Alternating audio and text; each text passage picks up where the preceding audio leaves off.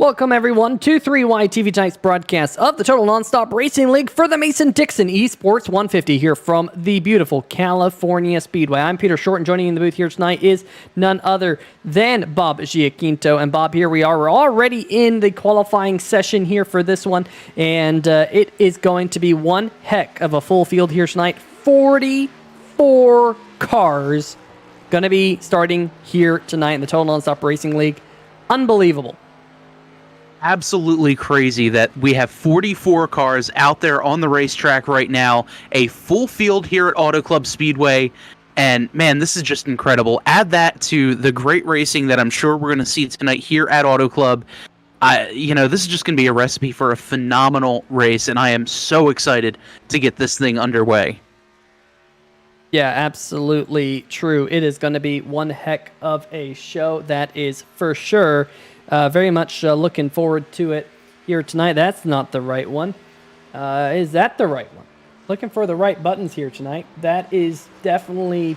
Well, I'll have to fiddle around with that, folks, here tonight.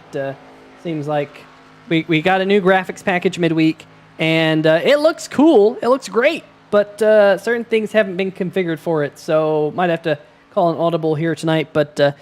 Bob, definitely going to be a lot of fun here tonight at California Speedway. Old racing surface, a lot of grooves to work with.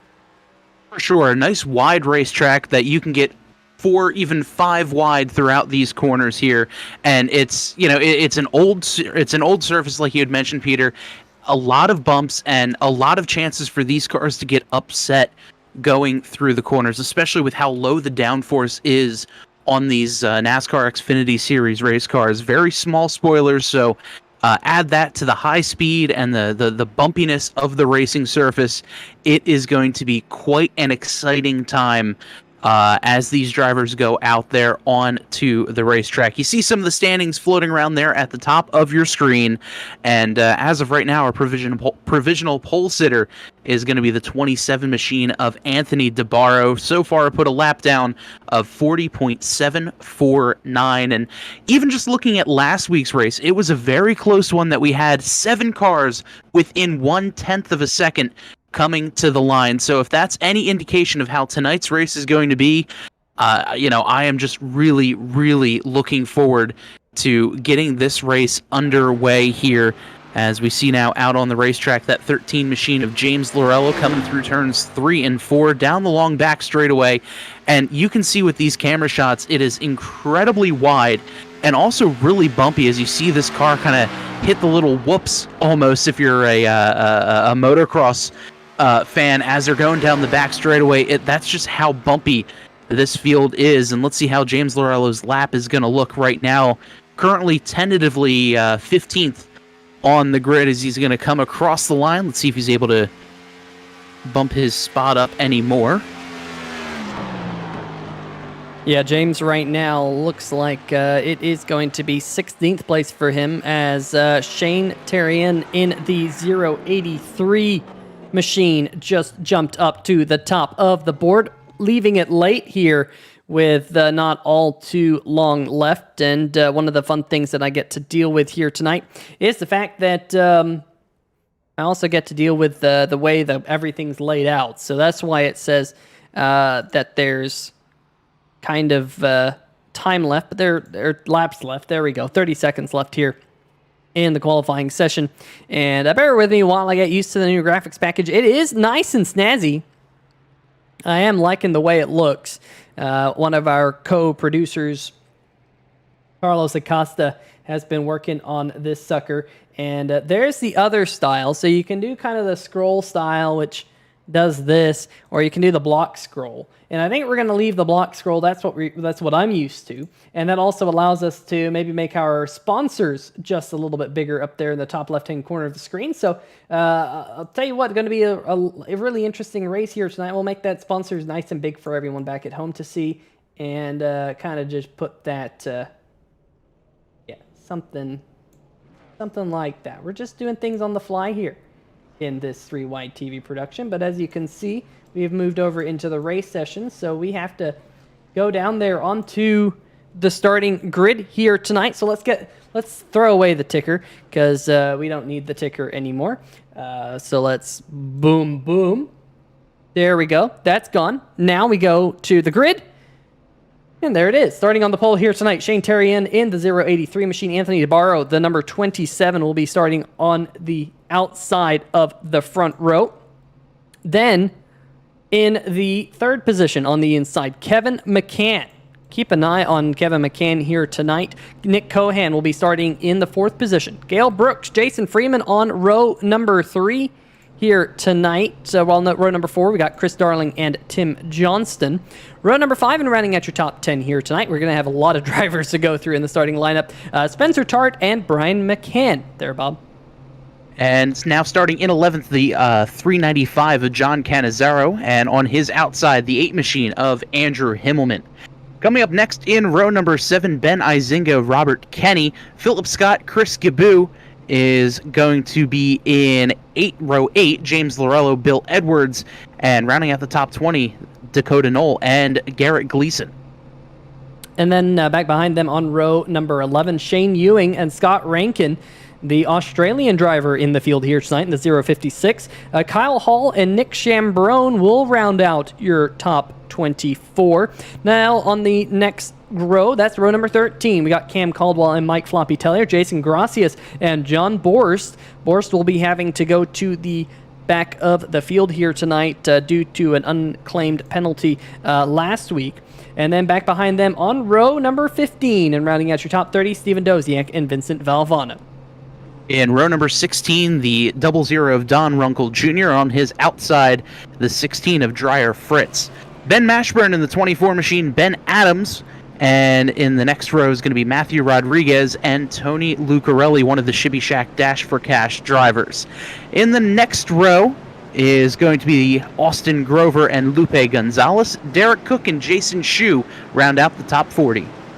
And then taking you through the rest of your field here tonight, Stephen Kegman will be rolling off from 41st, Todd Kirkwood 42nd, Johnny Williams and Kyle Lewis rounding out your 44 car field here tonight at the California Speedway. It's going to be absolutely huge to see all these drivers roaring off into turn number 1 this next time by. And we'll see if we'll bring up that ticker up there at the top of the screen. There it is. With Terrien on the pole, it is going to be something special here tonight. That is for sure. Very much looking forward to it, although it looks like we have one driver still on pit road, not currently rolling in that car. Couldn't quite tell who that is. That's Breyer Fritz in the number 16. So it looks like only 13 cars to start the race here tonight. Looks like we are going to get an extra lap in. The flagman here showing the 1 to go signal. So we'll let them go around one more time. We got another car at the back of the field going through the grass now. Not sure who that was, but someone already doing some exploring around the racetrack there. Yeah, it looks like that might have been the all-white car, possibly Ben Mashburn maybe, but a couple of housekeeping notes. It looks like, according to the chat, Garrett Gleason said he had to allow Tristan Maher to drive the 7 machine as we had too many entries for the racetrack. So Tristan Maher will be in the 7 driving under the name Garrett Gleason. And our Shibby Shack Dash for Cash drivers for tonight, the top finisher is going to win a couple bucks in iRacing dollars. The 12 of Cam Caldwell, the 25 of Dakota Knoll, and the 41 of Tony Lucarelli for tonight's race, Peter. And how about tonight's race sponsor as well? The Mason-Dixon Esports team coming together to sponsor this 150-mile event at the beautiful California Speedway. As you can see the sun setting on the west coast, and you see that iRacing Ford Mustang pace car heading its way through turn number 3. Hopefully we won't see a whole lot of that iRacing pace car here tonight. A very wide racetrack. You can see it is so wide. You got 5 different strips there that you can race around this racetrack. We're going to see some drivers on the bottom, some drivers on the top. It is going to be one heck of a show here tonight. There's the green flag in the flagman's hand. We're waiting to see that green flag fall. It says lap 2 up the top of the screen. That is a lie. This will be the start of the race. Coming down, Shane Terrien, Nick Cohan, your front row. waiting for the green flag to fly. There is the green flag. We're racing here at California. Terry and Cohan, they're leading the way off into turn number 1. Good start for both of them as that number 83 machine has a challenge from Cohan on the outside. Bob, these drivers probably want to just get settled in here in the early going, but the 21 of Cohan, big wiggle for the 21. And I know before the race, a lot of drivers were saying how it takes a couple of laps for the setup to really come into things. There's trouble coming out of turn number 2. A few cars get together, and our first caution of the day is going to be coming out. Yeah, and that is Mike Floppy Tellier, who is in that machine right there. Let's see if we can go back and see what happened to Tellier here on this 3-wide TV replay, as I think we can dial that up here. Right there, going through the corner. Well, the 97 just going around right there. And gets things pointed in the right direction. Hopefully not all too much damage there for Mike Tellier. And hopefully we can get things kind of re-racked and go again here in just a moment.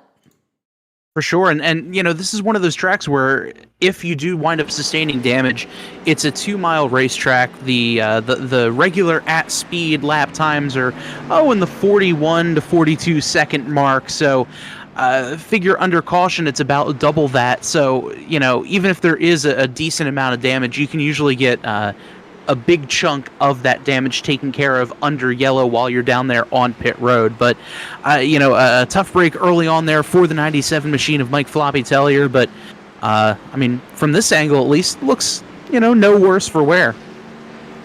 Yeah, so that is good news for driver of the number 97 machine. He started here tonight down in the 26th position in that number 97 truck. So yes, he's going to lose track position here, Bob, but the good news is there's plenty of time to make that up. We do have some drivers coming down pit road. In fact, a gaggle of cars. Scott Rankin in the 056 first car on pit lane. Back behind him, Jason Gracia, Steven Doziak Jr. also on pit road. John Borst in the 000 machine, Steven Doziak Jr. there. Behind him, Jason Shoes on pit road in the 40, Stephen Kegman, Johnny Williams. So a couple of these drivers already coming down early to get some pit service and probably just add in a little bit of fuel here. Maybe thinking about maybe stretching some fuel. It wouldn't be the first time, Bob, that we've seen a race here at California Speedway be determined by fuel mileage. Absolutely. I mean, we've seen it both here in Total Nonstop Racing as well as real life NASCAR, where Auto Club is usually one of those tracks that turns into a fuel mileage race. Especially now that they've gotten rid of the stages here in the Total Nonstop Racing League. You're only going to see a caution if there's an incident out on the racetrack. And if there's no incidents, we're going to go the full length under green. So it's always great to go down, top off with fuel, pack in as much fuel as possible, especially you're in the back, I'd say back half of the pack. You're not really going to lose all that much track position and, just kind of work your way back up through the field and go at it from there.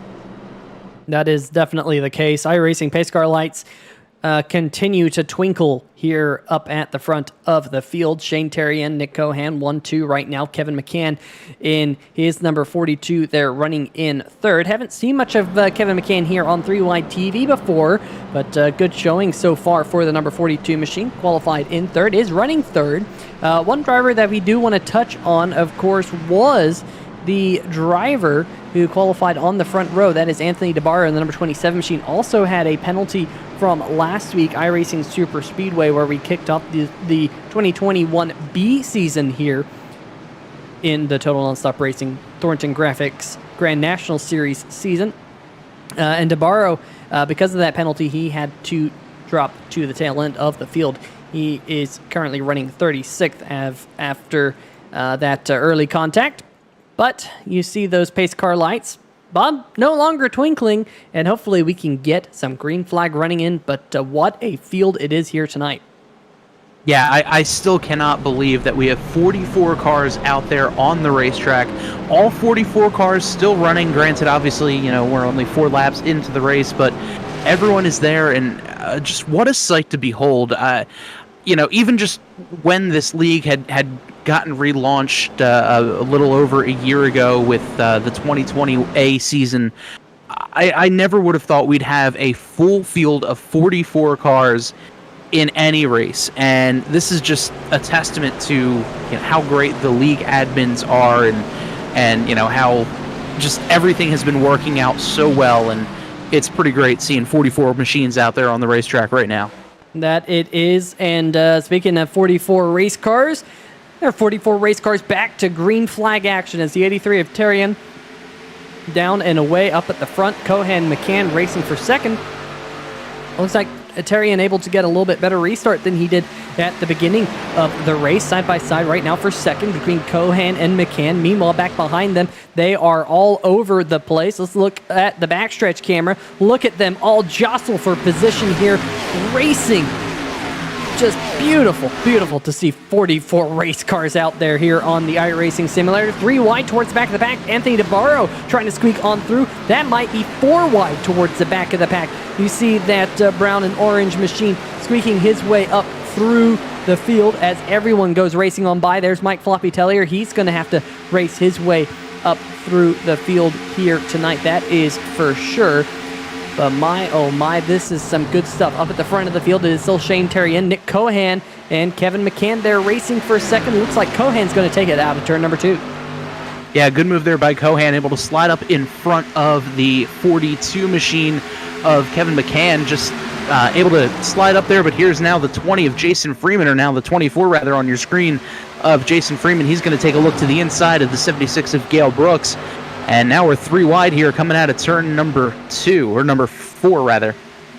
Yeah, Brian McCann there in the 03 machine had a great qualifying run last week here in the Total Nonstop Racing Thornton Graphix Grand National Series. Trying to look for a little bit of a rebound here tonight in the Mason-Dixon Esports 150. But hopefully he can find that groove here tonight. To his outside is Andrew Himmelman in the Sim Shots machine. And Himmelman here starting to work his way forward. He's picked up 8 spots. Now trying to pick up another one here from Tim Johnston in the USAA machine. But back behind them, we got the Fields of Honor machine. That, I believe, is John Cannizzaro in the 395. All bunch of different drivers here tonight than what we're used to, Bob. A lot of new faces, a lot of drivers checking out the TNR series, and it is absolutely awesome to see. But up towards the front, we got a battle for third position. Here comes Jason Freeman in that Jeff Gordon throwback. Yeah, Freeman now looking to the inside of the 42 of McCann, and they're just going to drag race all the way down this long back straightaway. Really bumpy here as we see the front ends kind of slapping off the backstretch pavement as they head off into turn number 3, still side by side, now coming through 4. And it's just amazing to see all of these cars. Just so many cars out there on the racetrack. I mean, Bob, you mentioned it. Where this league was 2 years ago, it was non-existent 2 years ago. It was barely existent, I think, a year ago at this moment in time. COVID kind of hit, and a lot of the people back from the TNR said, you know what, I want to get back out there on the racetrack, back from the NASCAR Racing 2003 season days, and it has just taken off. And now having the biggest field in total nonstop racing league history, going all the way back to the days of NASCAR Racing 2003 season. We just never had this back then. We never had a race like this. Even if it was Daytona or Talladega, yeah, we might have had 22, 23 people for Daytona back in NASCAR Racing 2003 season. But I just couldn't have expected this. I know Garrett Gleason, he probably couldn't have expected this either. I mean, the field was so big tonight, Garrett had to step out of the car to let someone else run it. So that is just absolutely crazy to see. Let's check out some of this racing a little bit further back here inside the top 10. The number 17 there, Ben Izenga, trying to go around the outside. He's got Tim Johnson and John Cannizzaro back behind him. You see Johnson and Cannizzaro side by side. Behind them is the number 70 of Chris Darling, trying to sneak his way towards the top 10. He's running in the 12th position. He qualified inside the top 10. He has lost 5 spots since the drop of the green flag, Bob. Yeah, just falling back a little bit. Still, 60-some-odd laps to go here. We're only on lap number 12 out of 75 now. So, just falling back, just kind of pacing yourself. And like I'd mentioned just before that first caution, the first couple of laps are going to take some time to get the setup to get going. It's very loose starting after the first few laps after green flag. Cold tires kind of exasperate that problem, but as the race goes on, the setup starts getting a little more tight and a little more comfortable for a lot of these drivers. So you'll see a lot more comers and goers now. And the 70 of Chris Darling still, hanging in the draft, may have lost 5 spots, but he's looking to pick up some spots here now as he's side by side with the 28 of Tim Johnston. Yeah, so Darling there on your right-hand side of your screen. We're also seeing Ben Izinga, the 17, just squeak up in front of Brian McCann. That was tight between the 17 and the 03 machine. Still Chris Darling is side-by-side with Tim Johnson, and that's what this racetrack does promote, Bob. Lots of side-by-side racing. It's so wide that you can run multiple different lines, especially with iRacing recently reworking this racetrack a little bit and giving the other grooves on the racetrack a little bit more grip. It definitely makes it very, very racy. And of course, this setup that we're running here tonight, I believe, is a custom setup brought to you by Craig's Setup Shop. Of course, one of the sponsors of the National Sim Racing Association, the NSRA, that we broadcast here on the Total Nonstop Racing League. So that is really cool that all these drivers are out there racing a very racy custom setup that's better than anything that iRacing would throw together. So that is definitely showing here. We had that caution flag on lap number 1 here, but we have been green flag now for almost 10 laps here with 44 cars out there on the racetrack. Unbelievable. And that just goes to show the talent that these drivers have out there. I mean, it's hard to get 10 laps in an official race completely green and caution-free and side-by-side like we're seeing out there. So, the caliber of drivers that are out there on the racetrack, plus a great setup, really makes for fantastic racing. And I just love Auto Club. I love how wide it is. I love how you can go 2, 3, 4 wide and really not even have to bat your eyes at it. So it's some great racing right now. And I mean, this battle right here with Ben Izinga and about 15,000 other cars is really great close racing. Yeah, that is some unbelievably close racing as well. Izinga, the 17, now leading the 395.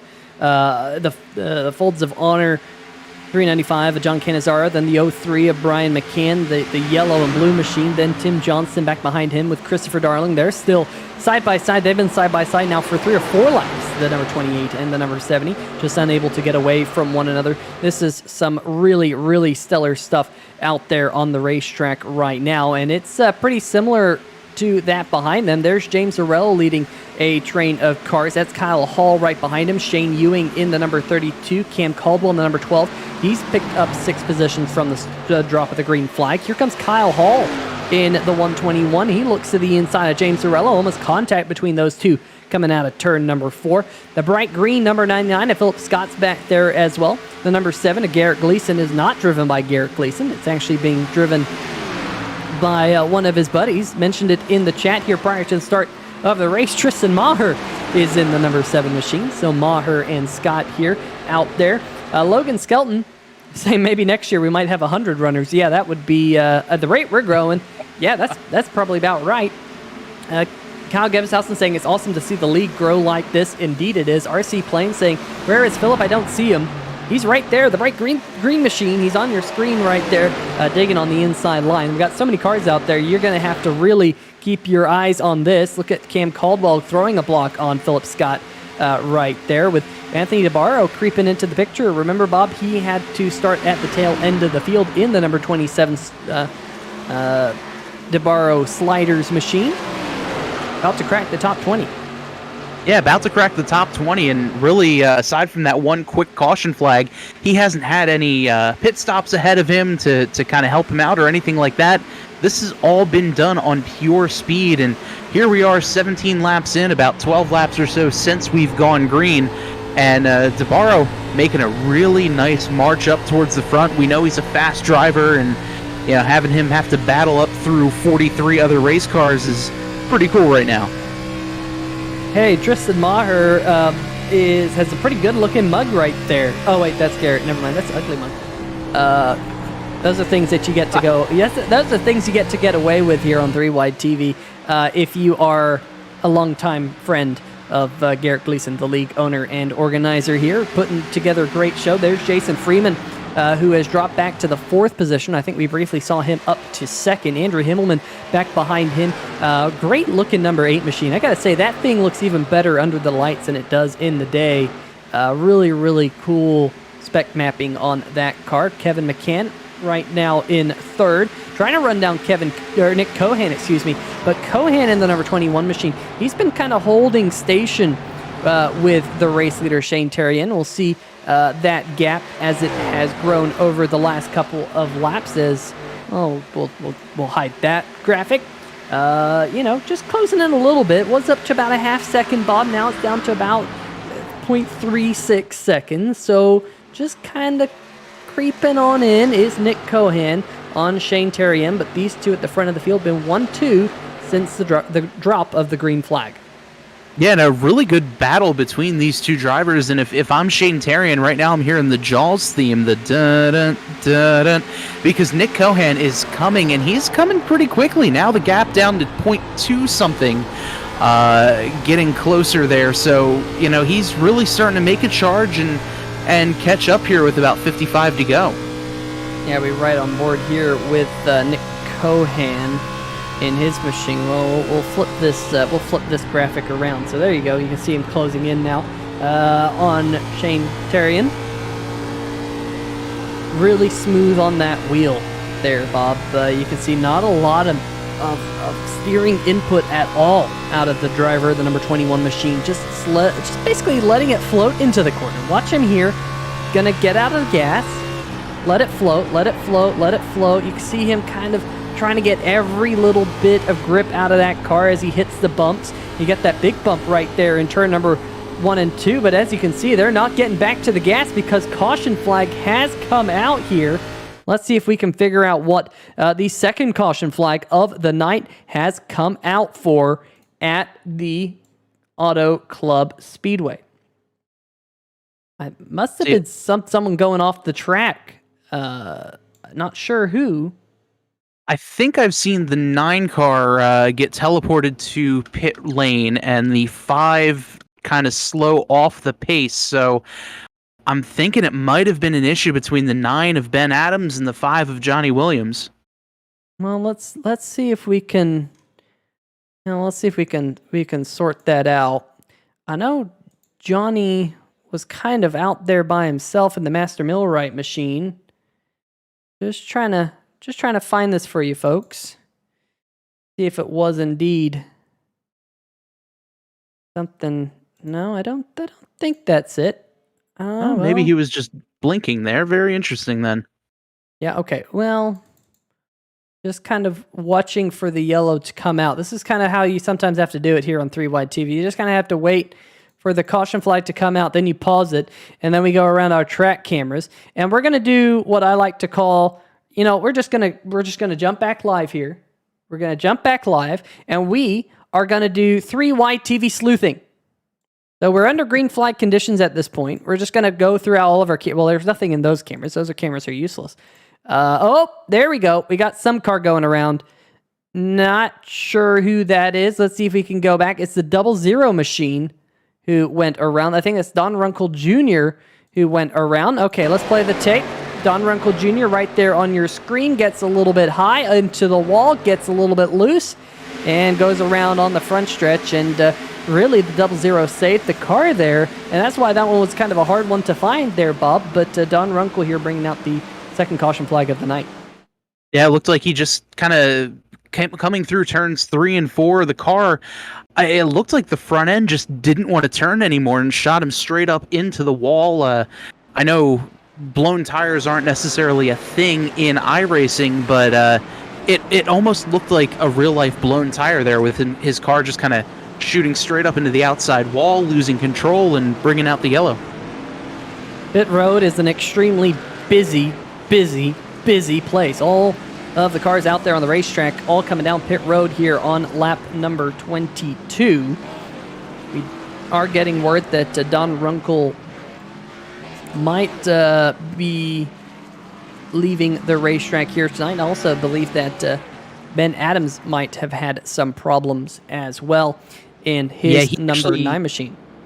He actually had about the same issue that Runkle did back on lap number 17, coming out of turn number 4, got into the wall, actually made a little bit of contact with the 24 of Ben Mashburn, and it was right after the entrance to pit road, so the 9 had to really slowly limp his way back down onto pit road and had a bit of an issue getting there, and I don't know if he's back out on the racetrack or not. This is a replay of that contact right there. Ouchies into the outside wall and then, yeah, straight down onto pit road. That was night done for Ben Adams here tonight. I'm not seeing him out there on the racetrack as they runs, but as they run, we do have a new race leader. That's Nick Chambrone in the 0-1 machine. And now we'll see if we can find my pit strategy. Here we go. So, indeed, we found it.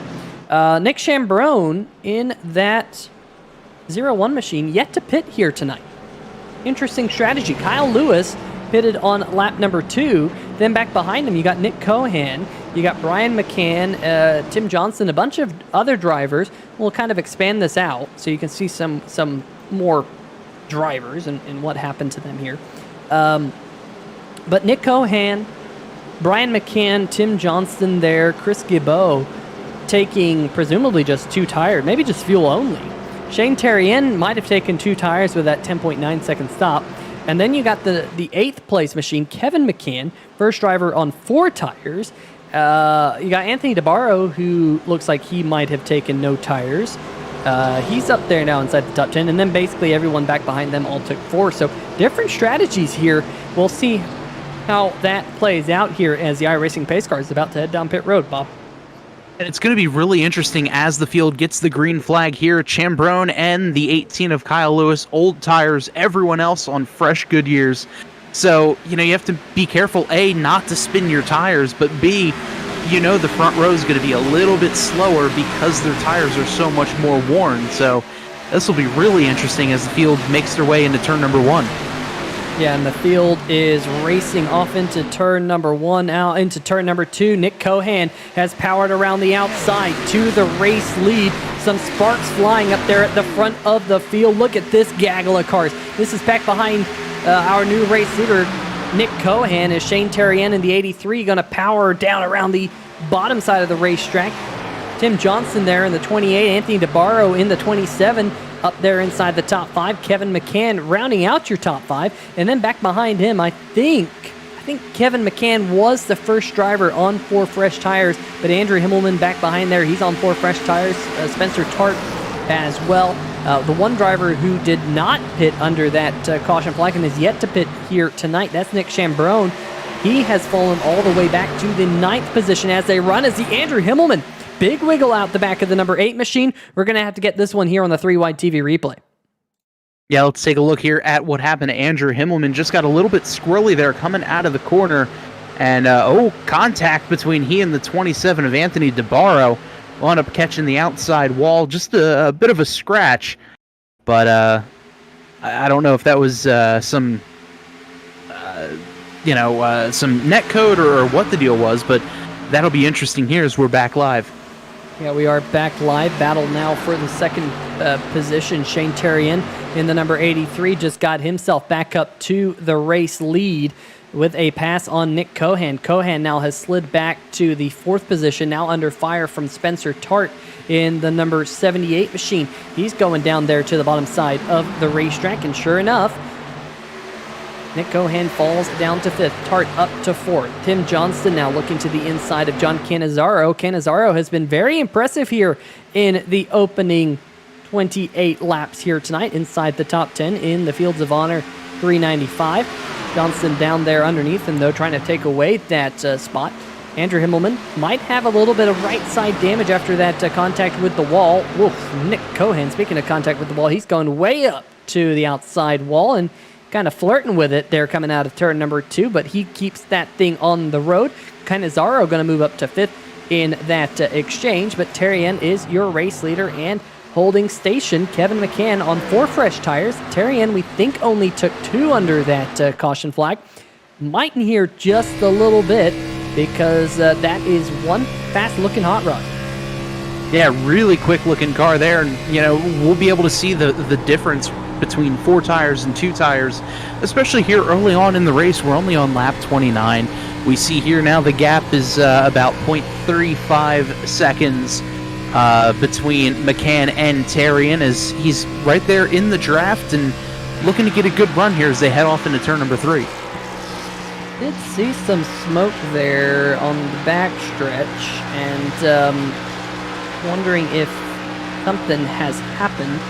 Let's see if we can possibly get a quick replay of what went down here. This is Robert Kinney, who was racing. Ooh, this was on the front stretch. The number 34 machine locks it up, but just barely made the commitment cone. That's probably going to be a pit road violation. So Robert Kinney had a moment. Also hearing that maybe this might have been related, but this is the 66 of Derek Cook, who might have had a moment coming out of turn number 3. And Bob, you mentioned it a little while ago. Yeah, there goes the number 66 getting loose.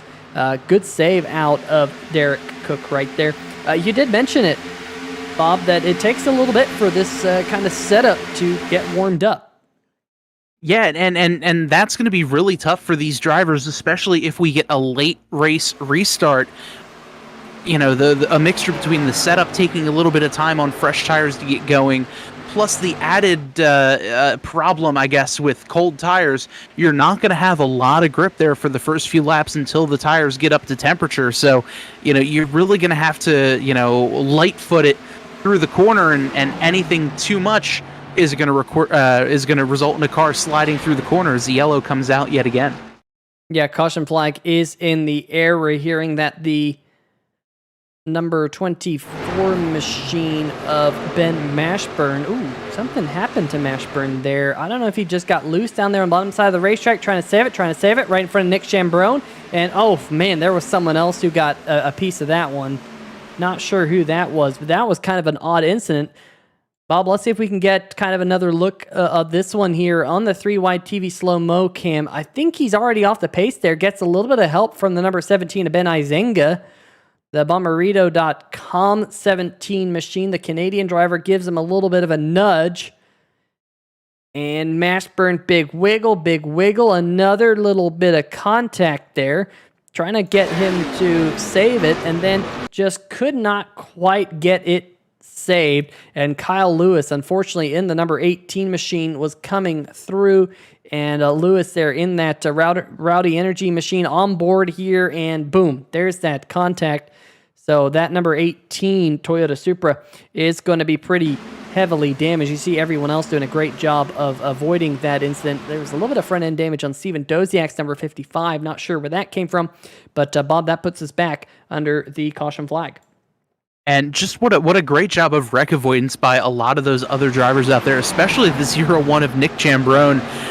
You'll see him in that dark maroon colored car there at the top of your screen, and you see the 24 slide around, and oh man, just barely missed the 24 of Izinga going through the corner. And on one hand, it's a tough break for the 24 and the 18, but if I'm Nick Chambrone saying, man, that staying out that last caution, I'm finally going to be able to get down, get some tires, get some fuel, and get back up on the pace with the rest of these guys and try to track them down here. Now, we do have a lot of drivers on pit road right now. Nick Cohan was one of those drivers down there on pit road. Anthony DeBarro came down. Nick Chambrone came down. Remember, those drivers took either 2 tires or, we believe, no tires under that last caution flag. And then a bunch of other drivers coming down, as well as some of the stragglers at the back. There goes Ben Izenga, the 17. He might be the one taking fault for that incident. Not 100% sure. We'll have to wait and see whether or not Izenga does get an end of longest line penalty or not. But up at the front of the field, Shane Terrien stays out. Kevin McCann as well. Remember, McCann came down, took 4 tires under the last caution flag. Spencer Tart back behind him also took 4 tires under the last caution flag. Jason Freeman, John Canizaro, all inside the top 5. Biggest mover of the race so far is the driver, I believe, of the number 19 machine, excuse me, and that would be Todd Kirkwood. Let's go check out where Todd is on the racetrack right now. There is the number 19 machine running up there against the wall. Todd, new to the Total Nonstop Racing League, DesertHobbies.com on the side of the number 19 here tonight, running a Ford Mustang. And so far, folks, back at home, racing in 18th, has picked up 24 positions, started in the 42nd spot at the beginning of the night. Racing just outside there of Briar Fritz in the number 16, who I don't think Fritz actually made the start of the race, but he is on the lead lap and racing in the 17th position, so good recovery so far for Briar Fritz. But pace car lights are off. They've stopped twinkling here, Bob, so that means we're about to get set to go back racing. And folks, you do the math. We're halfway home this time. Yeah, and what a great race so far. 34 laps in, a lot of great side-by-side racing all throughout this field. And I think that's still, I know we've been saying it a lot, but that's just a testament to this league that we're 34 laps in. This is only the third caution of the race, and we had 44 cars on the racetrack, and it looks like as of right now, all but 3 are still on the lead lap. We have 41 cars on the lead lap today, 34 laps into the race, and that's just incredible to me. Pace car heads down pit road. Garrett Gleason in the chat, Ben Adams in the chat, Daniel Noble in the chat. How's it going, guys? Welcome to the Mason-Dixon Esports 150. We're back green flag here tonight as Shane Terrien gets us going once again. Kevin McCann, Spencer Tart back there to the inside of Jason Freeman. That's a side-by-side battle for third. Bob, one thing I'm noticing about this field here tonight, this is one heck of a colorful field. I mean, look how many different colors we have amongst this field. It is we got a wreck in the back of the pack. Who was that? We got cars spinning down to the inside of the racetrack. This is the big one. Looks like Philip Scott in the number 99 is involved. Definitely could make out that bright green number 99 machine, but that appears to be a pretty big accident. We'll be back under yellow. Yeah, taking a look here on the replay, I believe the 50 of Bill Edwards was there, and here's the 66 of Cook as we get the 3-wide TV super slow-mo here. Look at this, 1, 2, 3 cars wide with plenty of room for maybe even a 4th and 5th. But we see here the one of Jason Gracias coming together. And there it is, the 83.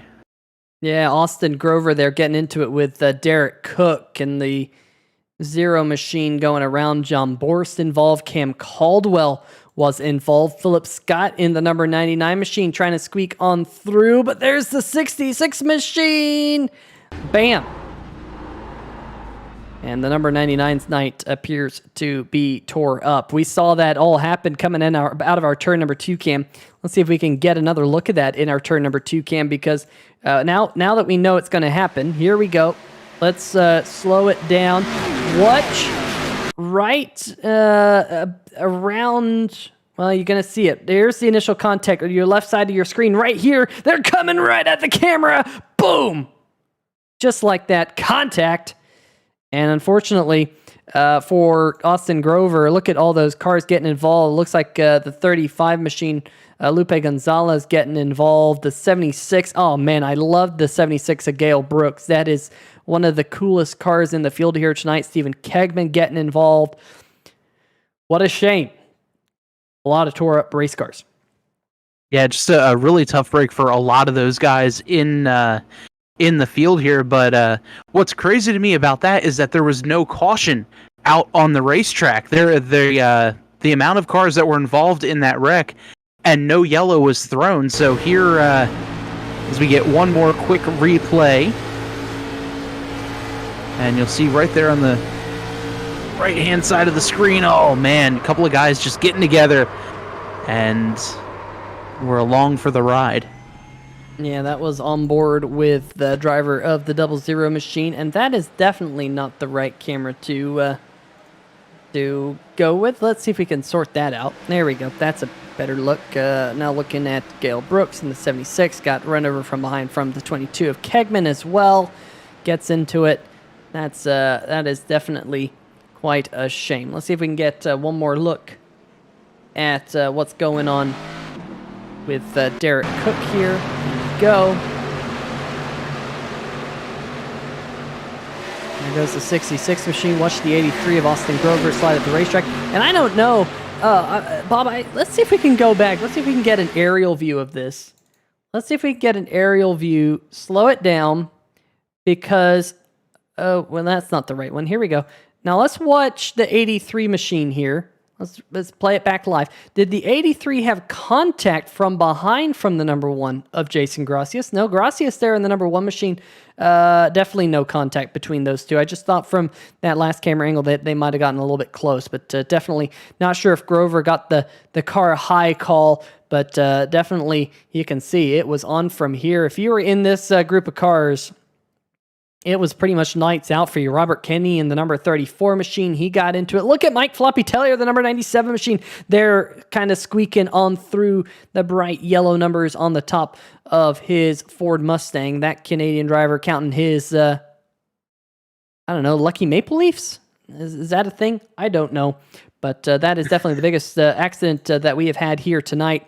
And unfortunately, quite a few drivers will be out because of that one. Pace car lights are still on. We'll see whether or not they turn off here. Just to update all of you folks back at home, we haven't had a whole lot of takers onto pit road. We have had a couple, but it looks you see a couple of those drivers on pit road right now. Scott Rankin was one of them. Chris Gabot, Brian McCann, Anthony DeBarro, Mike Floppy Tellier, Nick Chambrone. They are all coming down pit road, and there you see Scott Rankin right there. Going to leave his pit crew behind and get full service on the 056 and get back out there. And oh, someone decided to get out of their pit box a little bit quick. Who was that? Trying to see who that was. Giboo, I believe. Yeah, it was. So that number 48 machine will have to get back out there on to the racetrack. Maybe just trying to get a little bit extra heat in the tires of the number 48 for when he gets back out there on the track. Meanwhile, up at the front of the field, we are now well past the halfway mark as the 83 of Shane Terrien has dominated the race here tonight in the Evil Controller number 83 machine. Big shout out to the Mason-Dixon Esports group for sponsoring here tonight. There's a link in the description to the Mason-Dixon Cornhole group. And go click on that. If you're located up in the northeast portion of the United States, you might be interested in doing a little bit of cornhole and checking out Mason-Dixon Cornhole Group. But a big shout out to Mason-Dixon for sponsoring the race here tonight. And Peter, you know, it looks like while we were looking at that incident, there was another incident out there on the racetrack between the 01 of Nick Chambrone and the 19 of Todd Kirkwood. Heading down into turn number 3, the 01 and 19 wound up coming together there on lap number 39 as the 01 looking to try to go side by side there. The 01, I don't know if he came down or the 19 came up, but the 01 hard hitting the wall and wound up getting taking fault for the penalty, so he'll have an EOL at the end of this one as they get ready to go green. Yeah, I'm trying to figure out whether or not that was, if they went back green, if we spent so long looking at the big accident, whether or not they went back green. Maybe they did, but whatever the case. As just going by through some of the comments, looks like the yellow never came out for that accident, and we're under yellow actually for that 01 incident. Interesting. Well, someone needs to get the flagman a shot of adrenaline, like I once heard in a NASCAR race broadcast. Going back to the NASCAR Racing 2003 season days when Do You Want to Go Race NASCAR was a thing. NASCAR was another NASCAR Racing 2003 season group. Had quite a few very talented drivers in NASCAR. But we're not in NASCAR anymore. We're in the Total Nonstop Racing League here on 3Y TV, the Mason-Dixon Esports 150 about to go back green here. About 30 laps to go, just about 33 by my math, as that number 83 gets across the start-finish line. Kevin McCann in second. What can anyone do with Shane Terrien here tonight, Bob? That 83 machine up there at the front has been lights out so far. Yeah, he really has been. Just sheer dominance there from the 083 machine. And look at this great battle here from the back bumper of Terrien. We see the 24 of Jason Freeman and the 42 of Kevin McCann side by side. Now here's Spencer Tart in the mix, as Freeman is going to handle second. But here comes McCann looking to battle back here on the inside as they take the hard left turn through turns number 3 and 4 and back out to the front straightaway. Yeah, look at this battle a little bit further back. That's Shane Ewing, Dakota Knoll in the number 25 machine, looking underneath the 121 of Kyle Hall. And don't be surprised, folks, that isn't actually the number 7 of Garrett Gleason, who's in the chat and is running our chat amok. Garrett Gleason is not racing that, and that's Tristan Maher in the number 7 machine here tonight. We ran out of all 44 grid slots, and so Garrett Gleason graciously gave up the number 7 machine right at the death. Here is the number 21, Nick Cohan and Andrew Himmelman, going side by side into turn number 3 and 4. Give the spot to Cohan. Cohan has 10 lap fresher tires than a lot of these drivers around him.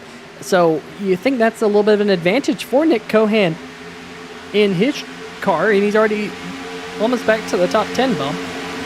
Yeah, you absolutely would think, 10 laps fresher tires, and here he is right up on the Larson line, all the way up next to that outside wall.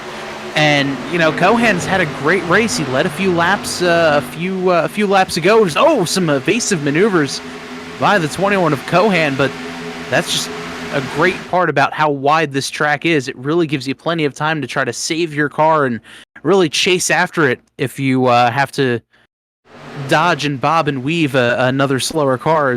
Looks like the 25, I believe that was, got into the wall. Yeah, indeed it was. Dakota Knoll now sliding back through the field. He just got passed by the number 50 of Bill Edwards, who's creeping his way up through the field here tonight. Andrew Himmelman here and Tim Johnston side by side. This is a battle for the 11th spot as they run right now.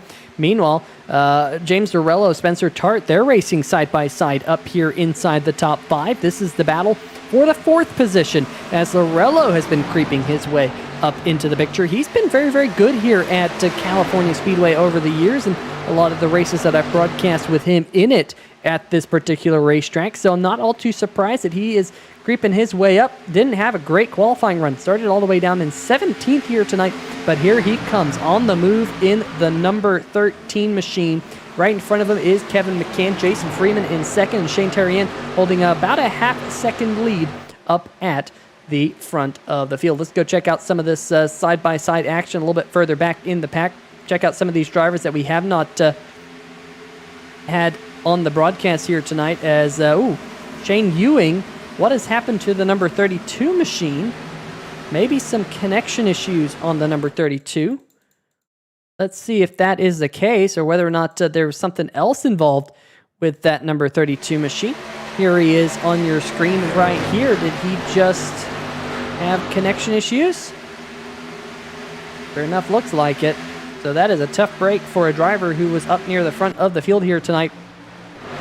Still not back out there on the racetrack, and that is a real tough break for one of those drivers. There you see on the right-hand side of your screen, you saw the number 7 of not Garrett Gleason, Tristan Maher, Tim Johnson still racing side by side. Scott Rankin racing back here with Mike Floppy Tellier. Rankin there in the Trojan Magnum 056 machine, running the high line, trying to play with the outside retaining wall a little bit there coming out of turn number 4, trying to figure out who has more muscle. That 056 holding on here. Just came down pit road a little while ago, probably thinking about maybe making it to the end of the race here if it goes green without having to come down and make a final pit stop. Trying to go around Vincent Valvano. Valvano here now caught in the middle. You see on the left-hand side of your screen, you see Bill Edwards racing side-by-side with Andrew Himmelman, and right in front of him is Kyle Hall in the 121. This is the battle for the 10th position right now. Make that the battle for the 9th position, as Tristan Maher is holding up Kyle Hall and the 50 of Edwards. We're 3 wide. Look at this, Bob. Wow.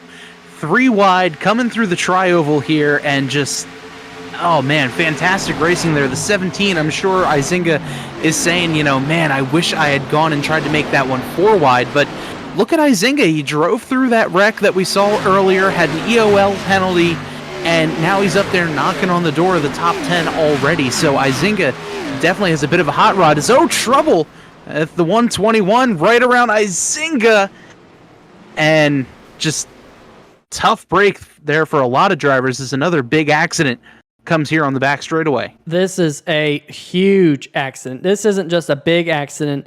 This is a huge accident. We're going to have to slow this one down big time here. Let's watch this contact that happens right in this group. Andrew Himmelman, Kyle Hall. I saw Himmelman in the number 8 machine go around. Izinga back behind him. Okay, let's pause. Well, what's there? Let's do a little bit of backing up here, folks.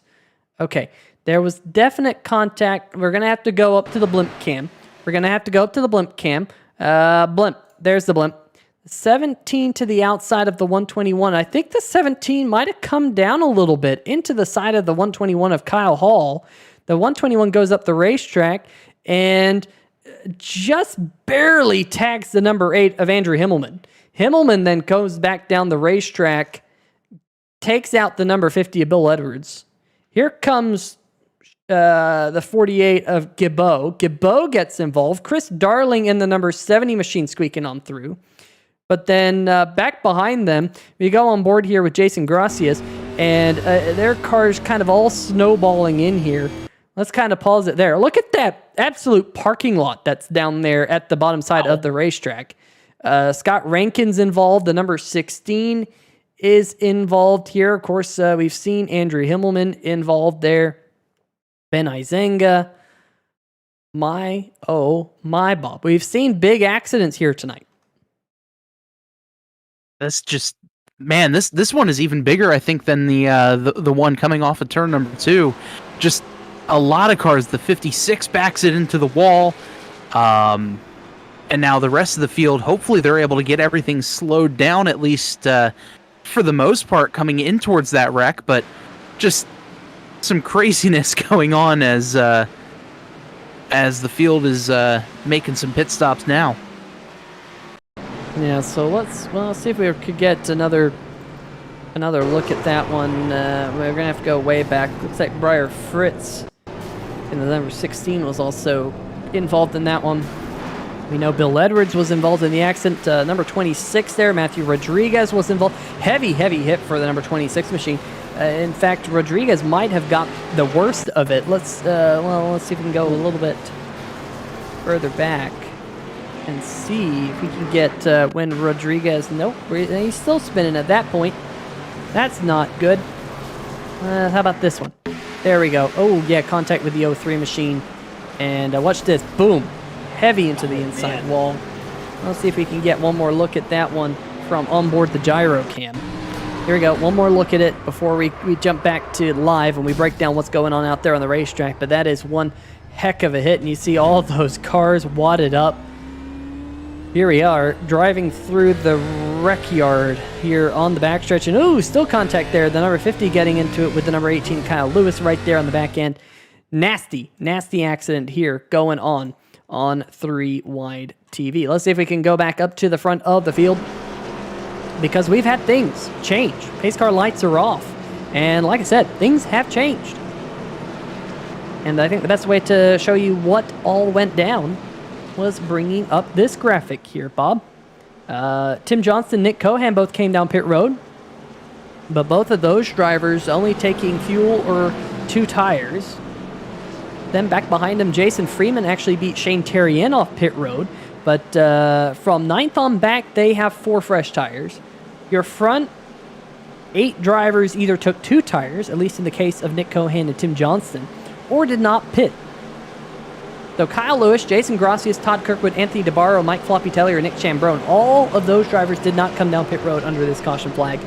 And maybe they're thinking that they have enough fuel to make it to the end of the race here, as we will have just 22 laps to go when we go back green. But making things a little bit interesting here at California Speedway here in the Mason-Dixon Esports 150. Thanks for joining us here on 3YTV in the chat. It has been one interesting night. Unfortunately for Philip Scott, he has taken the number 99 machine to the garage.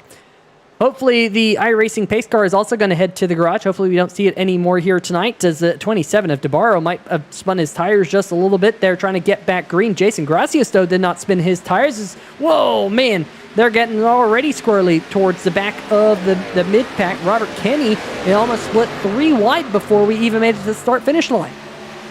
Wow, just some crazy restarts here at Auto Club Speedway, and, you know, all of this because some cold tires out there and just some craziness. Oh, trouble there as we see John Cannizzaro going around, coming out of the outside wall. But it's looking like we're going to stay green here for now, at least. Yeah, Cannizzaro, I don't know if he got loose, but unfortunately picked up Tristan Maher there. And it was off the racing surface, just a 2-car accident. And a yellow flag has been thrown. So I would assume this is for this accident. Here comes the 395 of Cannizzaro going to the outside of Tim Johnson. And I just wonder if he got the air off the back of the car kind of funky and it loosened him up. And unfortunately nowhere for Tristan Maher to go, as those 2 cars end up into the inside wall there behind those campers. Not a good spot for our camera angles, unfortunately, here tonight. But Cannizzaro is one really tore up race car. And Bob, maybe you can do some sleuthing here, see if there was any other accident. We've seen that happen here tonight, where there's been multiple accidents all at once. And but unfortunately, I think this one was just Cannizzaro and Garrett Gleason. Yeah, I believe that was what the issue was. I'm trying to go back through some other incidents as we go through, and really just a lot of cars bottoming out going through the corner. So, you know, believe that's what it was, just a later caution there. Is the last incident that I'm seeing is Cannizzaro getting around and collecting the 7 of Maher. Yeah, so both of those cars will head down onto pit road. We're back under caution now. Anthony DeBarro was the driver who stayed out here, and DeBarro, the number 27 machine, is going to inherit the race lead in all of this madness. Nick Cohan in the 21 machine got up to the 3rd position. Just checking to see who all came down pit road under this caution flag. Todd Kirkwood came down pit road. Matthew Rodriguez came down pit road. Jason Shue came down pit road. Stephen Kegman came down pit road. Scott Rankin down pit road.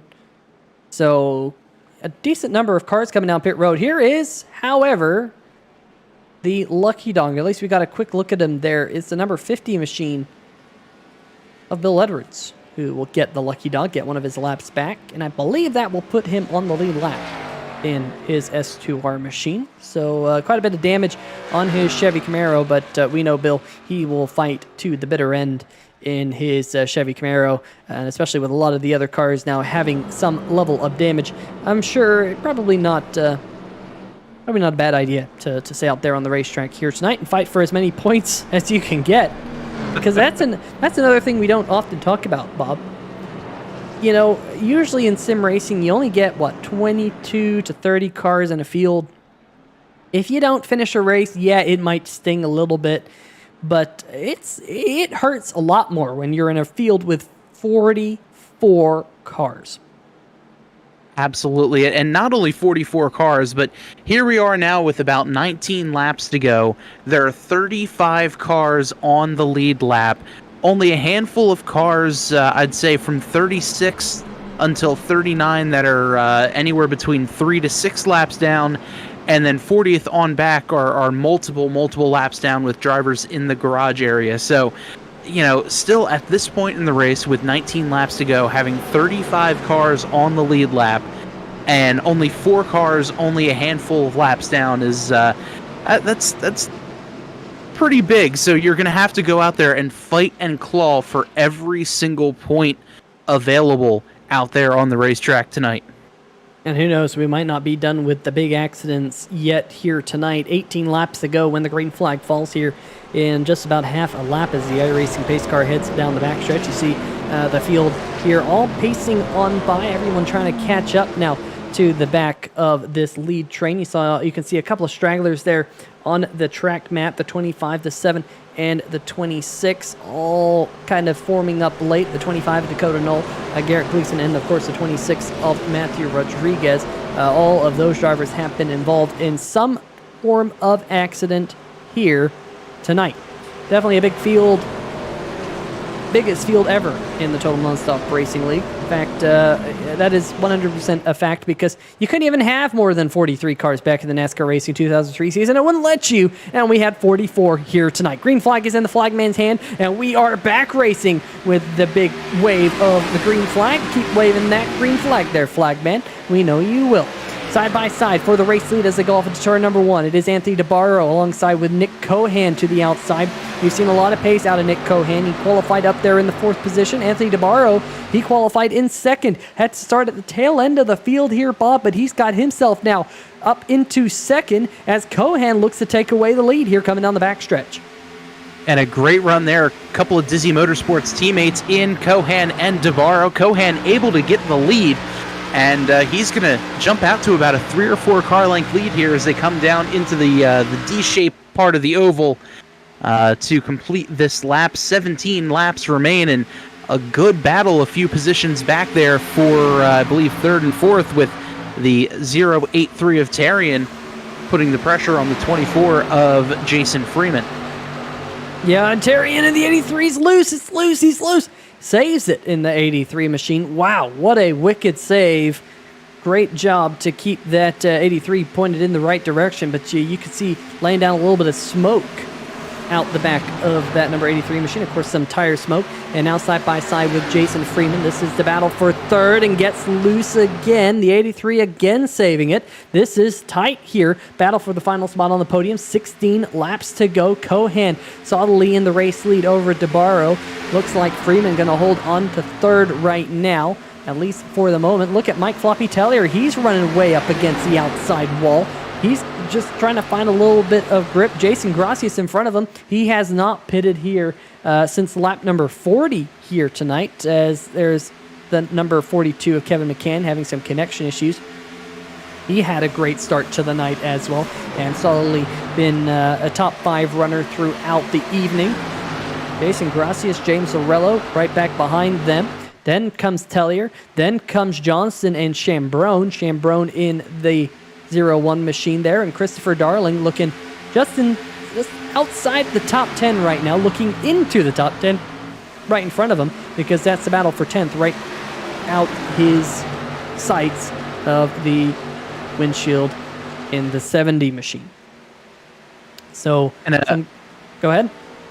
No, just saying, a great recovery there for the 0-1 of Chambrone. He was involved in an accident a little bit earlier on in the race, but as we take a look out front right now, the 20 of Jason Freeman putting the pressure on the 27 of DeBarro. Yeah, I'll tell you what, that number 20, oh, look at Tarian go up to the top side of the racetrack. He did not want to be stuck behind the number 27 machine any longer. He's going to go all the way up to the top side near the wall. And of course, that used to not have any grip up there in iRacing. They've added some grip, and he's just going to get the power down the backstretch, and he is now up into 3rd. But look at Kevin McCann, the 42, also probing here, trying to get around Anthony DeBarro. But as I say that, caution flag has been thrown. Let's see what we can figure out, what this caution flag came out for. Looking a little bit further back in the pack at the number 0 of John Borst. What did the number 0 see? Hearing that he might have gone around. Ooh, the number 16. There was definite contact there. That is the number 16 machine of Breyer Fritz. And unfortunately for Borst, he got the bad end of that one. Yeah, just a tough break there for the 0 of Borst.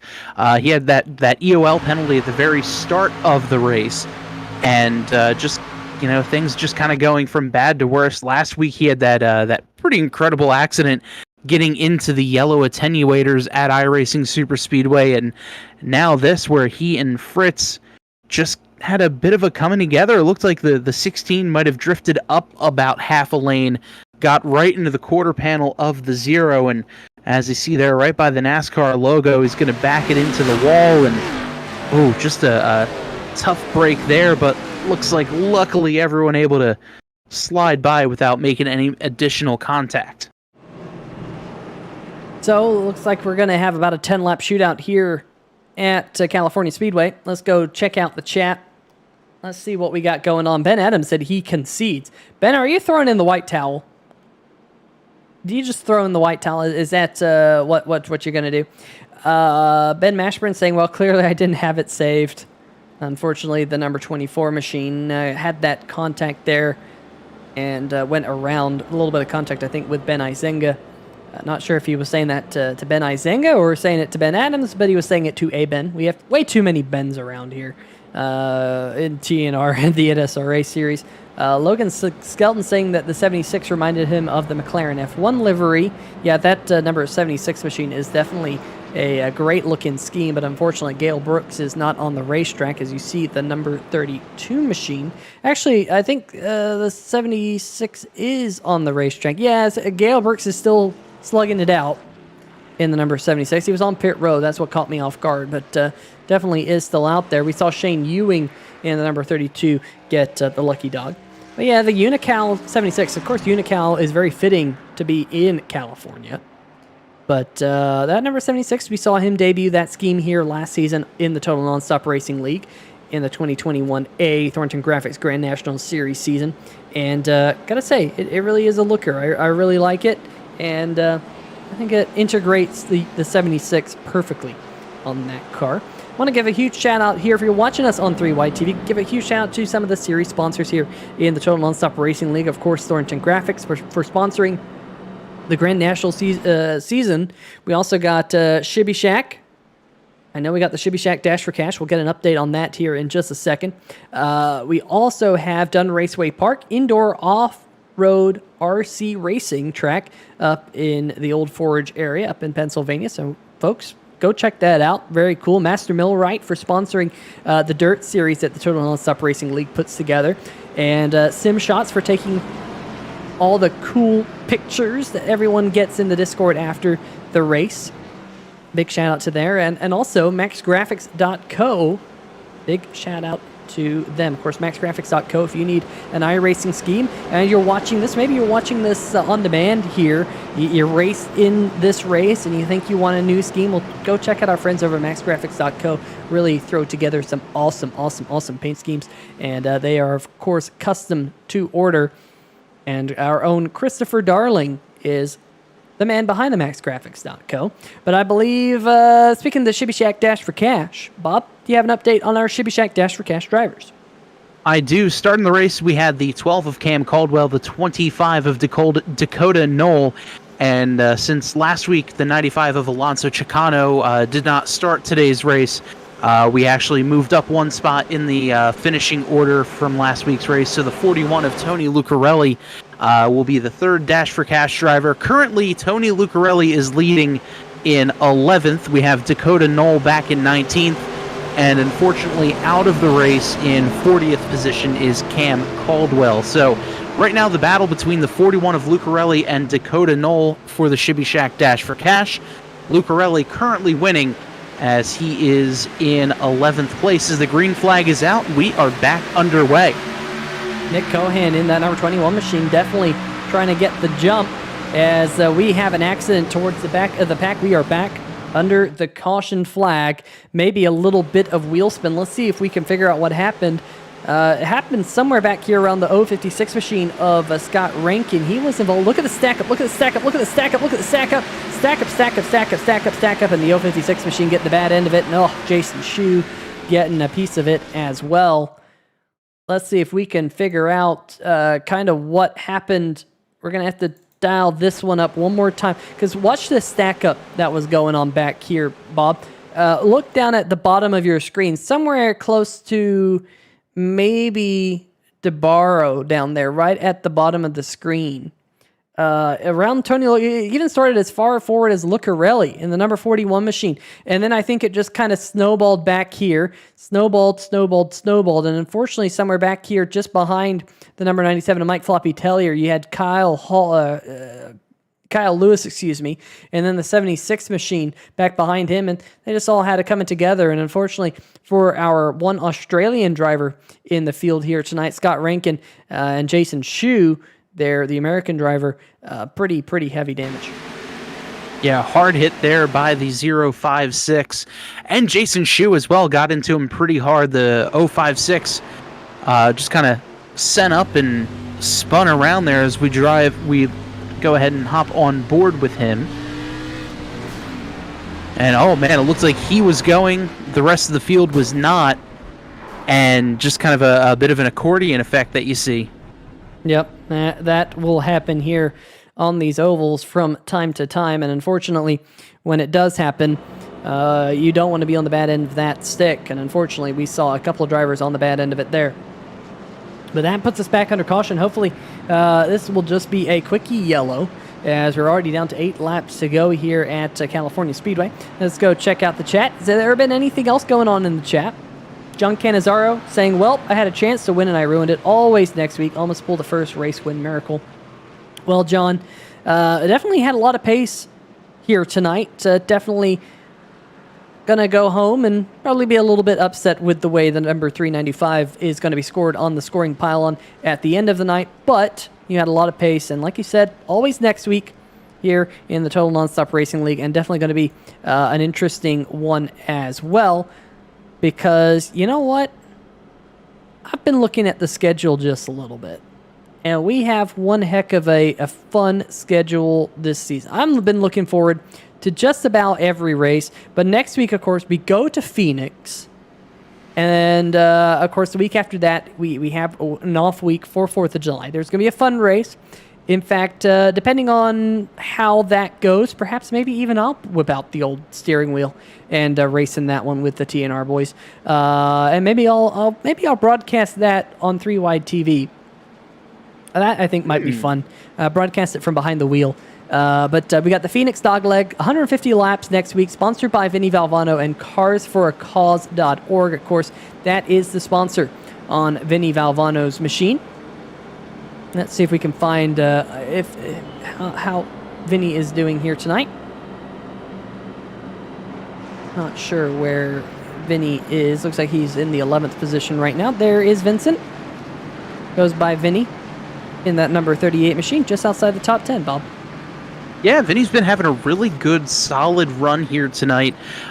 Quiet out there on the broadcast, but, you know, when it comes to 43 other race cars, quiet is sometimes a good thing, especially here as we're getting ready. 7 laps to go. It'll be 6 when they get the green flag. And, you know, Vinny's had a very sneaky, quiet, good race.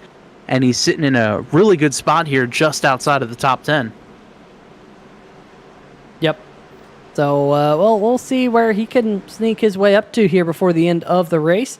But pace car lights have turned off. We're going to have a 6-lap shootout. Hopefully we don't have any green-white checkers at the end of the race. Hopefully this race can kind of get back green. Bob, we've seen some great green flag racing here tonight. And look who's even sneaked his way up inside the top 10. That's Austin Grover in the number 83 machine, involved in a wreck earlier in the night with the number 66 machine. And Grover's now up in 8th, currently the biggest mover of the race, plus 29 positions as they run. Unbelievable. I mean, you don't just hear plus 29 positions in sim racing very often. But Austin Grover is there right now. What can he do? Can he squeak out a top 10? Here comes the iRacing pace car onto pit road. The Mason Dixon Esports 150 has 6 laps to go. Cohan on the loud pedal, and he is off to a great start. He's going to clear the number 24 machine of Jason Freeman as they go here around the front stretch. And here comes Kevin McCann, the number 42, to the inside of Jason Freeman. They're side by side for second. And a great battle there. McCann sticks his nose down low underneath Freeman. He's going to get the position coming out of turn number 3. Oh, contact as the 24 gets into the wall. And trouble behind him. Chris Darling involved. And we're going to have a yellow flag again as, Matthew Rodriguez behind him gets a little bit sideways, trying to dodge the slowed up 70. So we'll have a lot to analyze here, Peter, as the yellow flag comes out again. Yeah, this is one where a lot went on. That's for sure. Let's see if we can kind of go back to here. We'll slow it down. No, we'll speed it up. We'll speed it up, and then we'll slow it down. How about that? Now we'll slow it down. Right here, Kevin McCann and the 24. McCann sliding up the racetrack right there. Sliding up, sliding up, sliding up. There's the contact there. So McCann gets into Jason Freeman's after sliding up the racetrack. And then back behind him, Spencer Tart and Chris Darling get involved with one another. And I don't know if that's because Darling slowed up because of Jason Freeman or not. Robert Kenny in the 34 machine doing a stellar job of squeaking on through that one. But unfortunately for a couple of these drivers, Chris Darling right there. I think you said Matthew Rodriguez might have had a moment. Here we go. Here's Rodriguez coming on through. Yeah, he just kind of spun it around to get out of the mess. That's probably a smart thing to do, but unfortunately Darling gets the bad end of that stick. We also saw a lot of right side damage on Jason Freeman, but he didn't lose a whole lot of positions in all that mess. He's still going to be scored in, I think, the 5th position because of when the caution flag came out.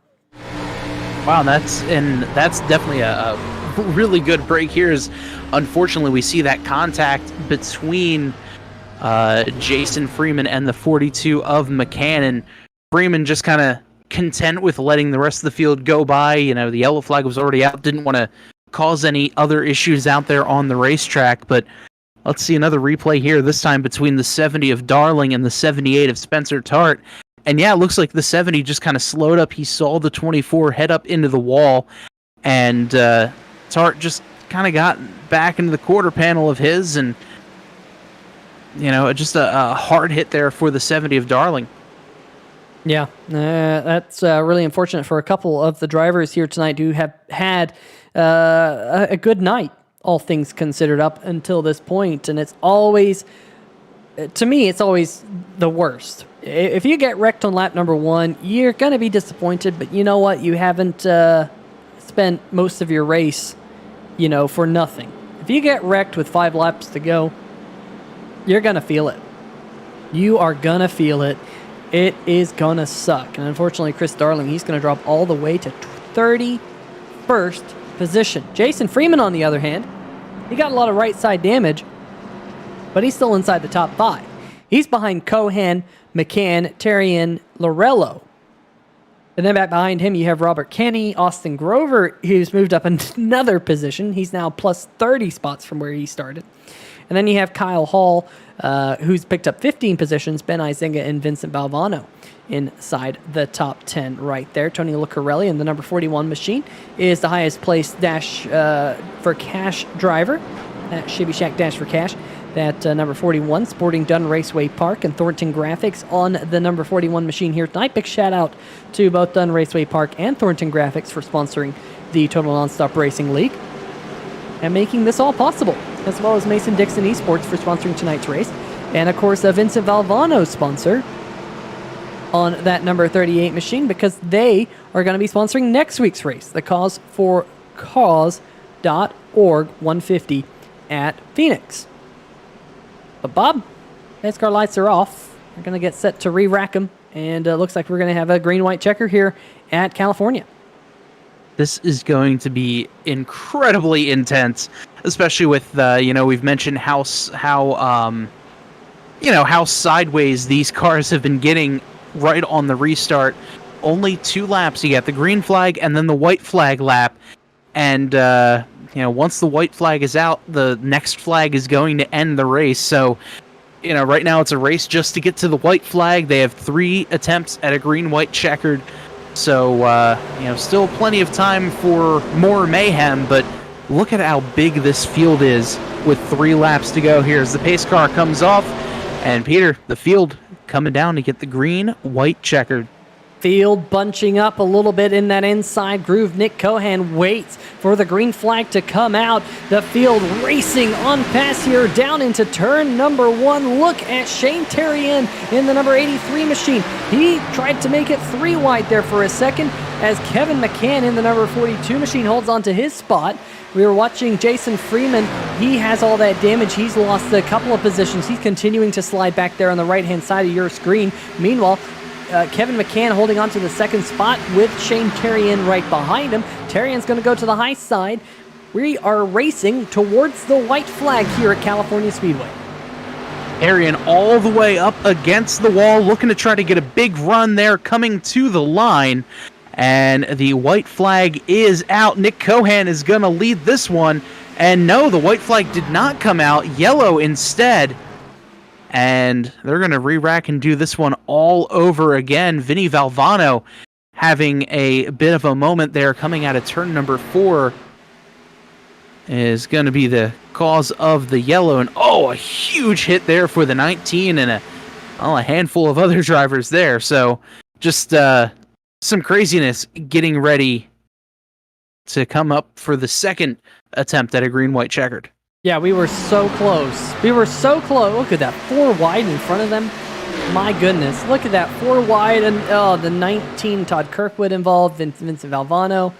Yeah, we're going to have to see what happened to, geez, my oh my, just going crazy. All right, let's slow this sucker down because you've heard about 3 wide on 3 wide TV, but we might need to rename ourselves 4 wide here. Lucarelli and Maher, they're getting involved. I think that's what happened. Lucarelli and Maher made contact, and then the Maher slides up the racetrack, and then there's the number 19 of Todd Kirkwood there, and Vincent Valvano.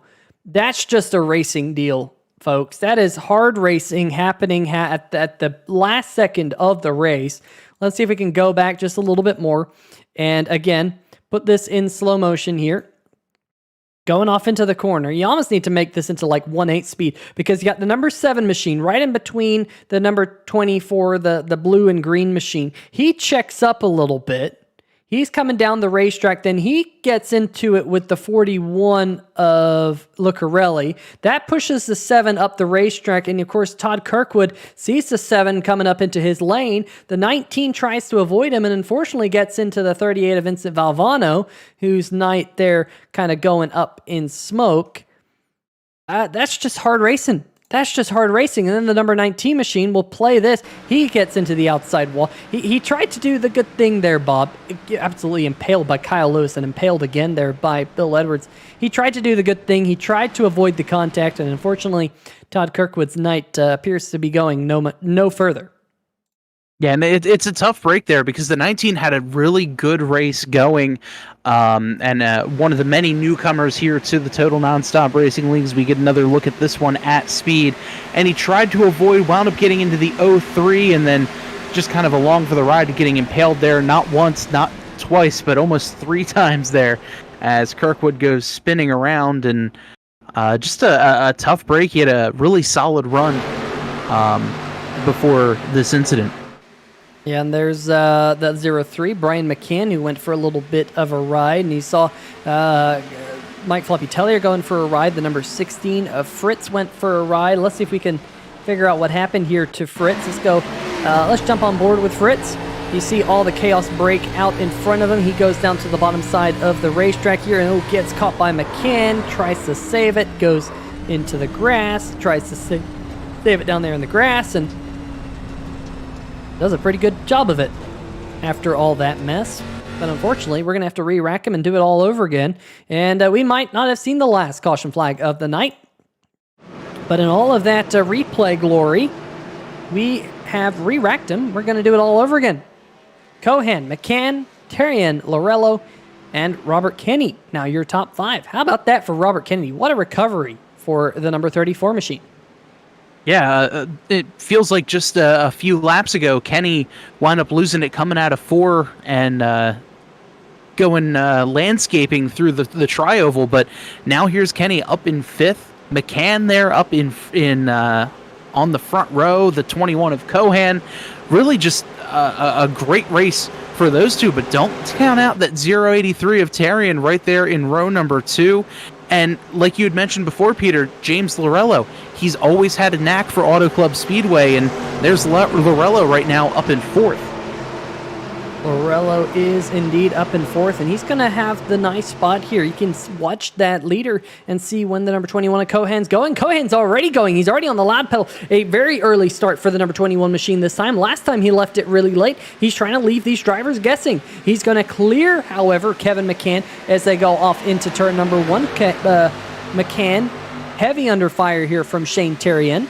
Lorello going to slot down into fourth. We're single file, at least for this group of drivers. Coming out of turn number two, though, not so neat. A little bit further back, Anthony DeBarro trying to get side by side. He was in the middle of three wide there for a second. He's going to sort that out. We're now off into turn number three. We were green flag this time. We almost made it back to the start-finish line before we had the last accident. Can we make it through turn number 3 and 4 here without an accident? Everything looking nice and clean so far.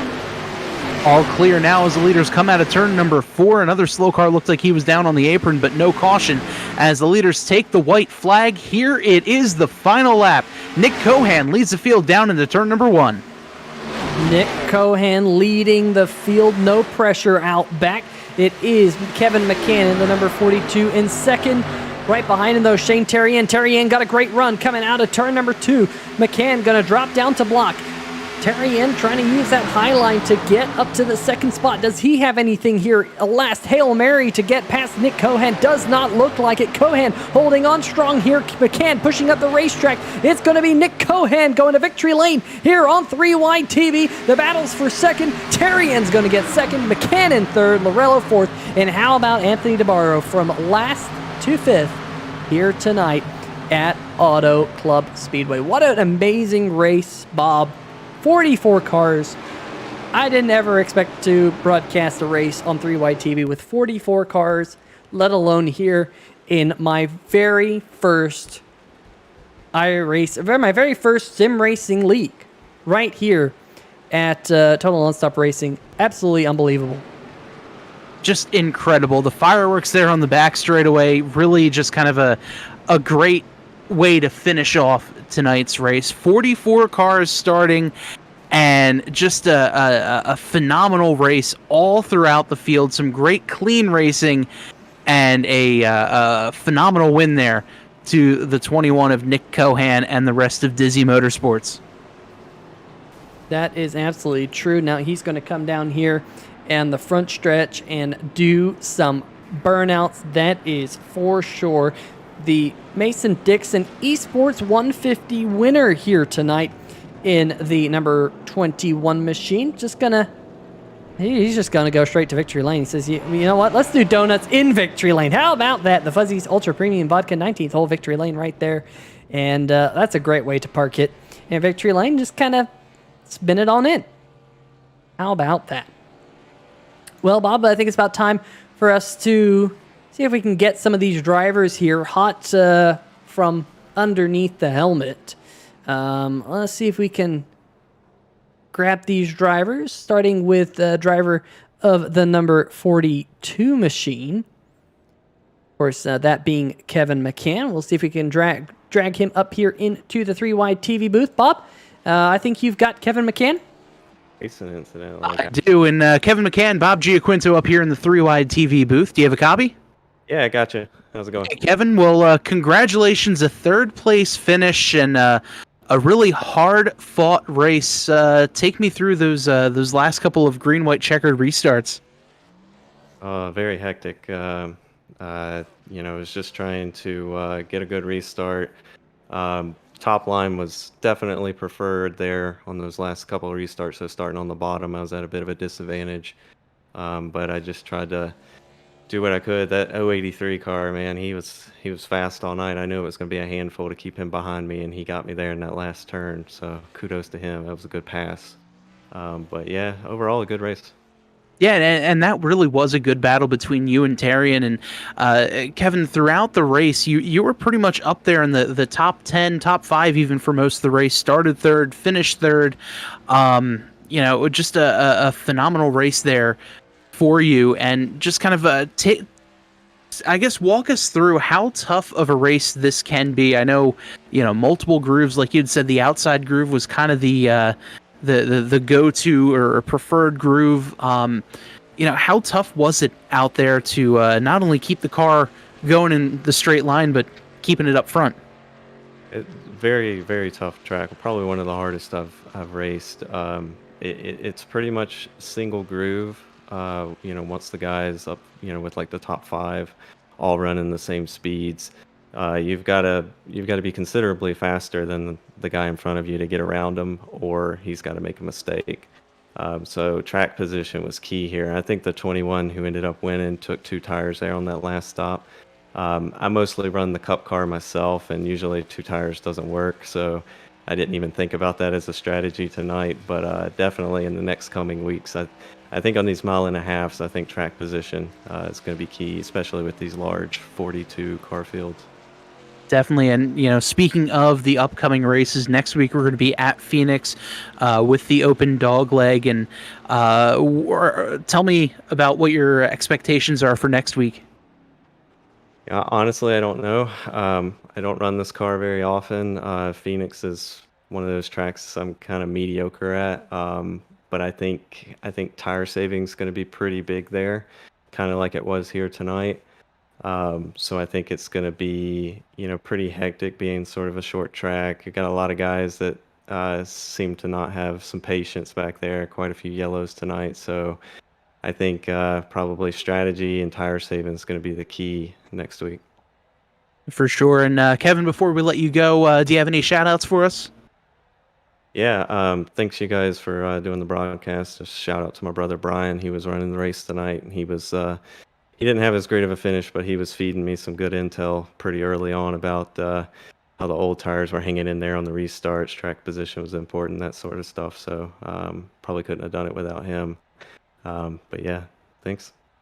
Awesome. Well, Kevin, congratulations on another great finish, 3rd place this week, and good luck, and we'll see you out there next week at Phoenix.